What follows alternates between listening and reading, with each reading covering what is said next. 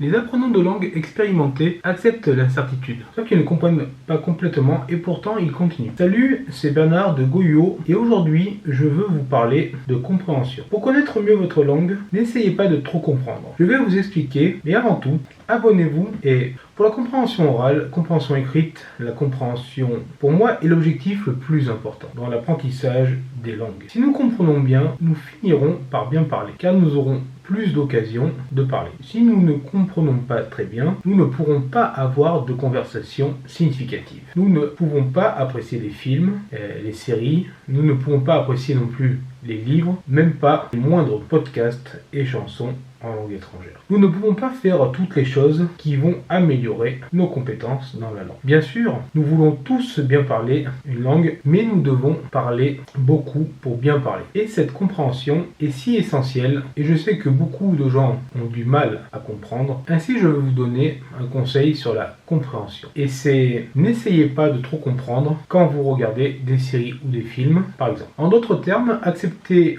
le fait qu'au fur et à mesure que vous progressez dans la langue cible. Il y a beaucoup de fois où vous n'allez pas comprendre. Et il faut quand même continuer. N'essayez pas de préciser ce que vous étudiez. Écoutez une leçon d'un livre, d'une méthode de langue, et acceptez le fait d'avoir seulement 60 ou 40% de compréhension. Ensuite, voyez. Comme le dit Manfred Spitzer, un neuroscientifique allemand, le cerveau a besoin de répétition. Mais le cerveau a aussi besoin de nouveautés. L'apprentissage, c'est comme le déneigement d'une allée, par exemple. Et je parlais à mon ami, à qui j'ai offert mon cours Master Langue anglais.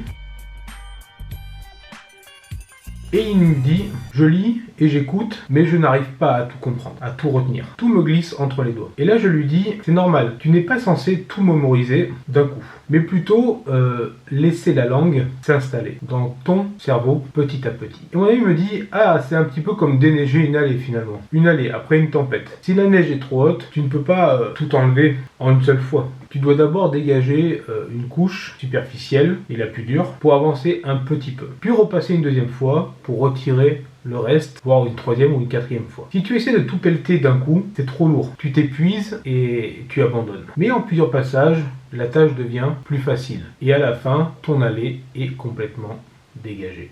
C'est exactement ça avec l'apprentissage des langues. À chaque écoute, à chaque lecture, tu enlèves une couche d'incompréhension. Petit à petit, les choses deviennent plus claires et plus naturelles. Ne vous forcez pas à tout comprendre dans une langue. Si vous ne pouvez pas comprendre, passez à un nouveau support en apportant de nouveaux mots, en apportant un nouveau contexte, dont certains encore que vous comprendrez, dont certains que vous ne comprendrez pas. Je pense que c'est très important d'avoir ce genre d'attitude que j'ai dans d'autres vidéos. Les apprenants de langue expérimentés acceptent l'incertitude, acceptent finalement qu'ils ne comprennent pas complètement ce qu'ils entendent. Et pourtant, ils continuent. Et puis vous pouvez toujours passer la déblayeuse pour enlever cette couche de neige une deuxième fois, une troisième fois. Mais très souvent, tout vouloir comprendre est un obstacle majeur à la compréhension, que ce soit la compréhension orale ou la compréhension écrite. Et les deux se renforcent mutuellement, tout comme l'étude du vocabulaire. Le but est de tout comprendre ou le plus possible à terme. Mais avant d'y arriver, à ce sol clair, débarrassé de cet épais manteau blanc, il faut pas mal de passages.